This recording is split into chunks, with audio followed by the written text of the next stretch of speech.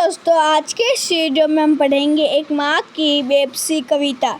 इस कविता को पढ़ते समय आँखों के सामने कई चित्र बनते हैं। बचपन का चित्र, बचपन के खास समय, खेल और साथियों का चित्र। उन साथियों में एक खास साथी रतन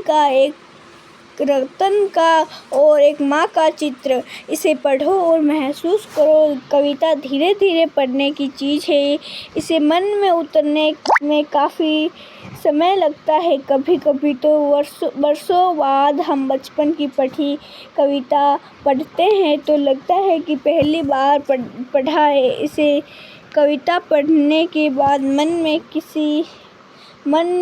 मन के किसी कोने में घर बना लेती है। किसी मौके पर वह उभर आती है। कविता कहानी सबके साथ यह होता है, इसलिए हमें इससे चिंतित होने की ज़रूरत नहीं है कि कविता एक बार में पूरी तरह समझ आ रही है या नहीं। अगर उससे सिर्फ एक चित्र ही उभरता है तो भी कविता कामयाब है। न जाने किस अदृश्य पड़ोस से निकल आता है वह खेलने हमारे साथ।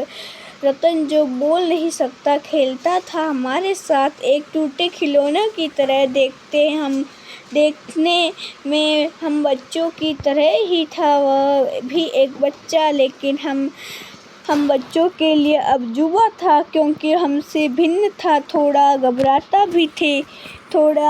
घबराते भी थे हम उससे, क्योंकि समझ नहीं पाते थे उसकी घबराहटों को। न इशारों में कहीं उनकी बातों को, न उनकी भयभीत आँखों में हर समय दिखती है उसके अंदर की झटपटाहटों को। जितनी देर वह रहता पास बैठी उसकी माँ निहारती रहती उसका खेलना। अब जैसे कुछ बेहतर समझने लगा हूँ उनकी भाषा जो बोलने नहीं पाता है। याद आती रतन से अधिक उसकी माँ की आँखों में झलकती उसकी बेबसी। उम्मीद करते आपको यह कविता अच्छी लगी। वीडियो को लाइक, शेयर एंड सब्सक्राइब कर देना। मिलते अगले वीडियो में। Thanks for watching. धन्यवाद।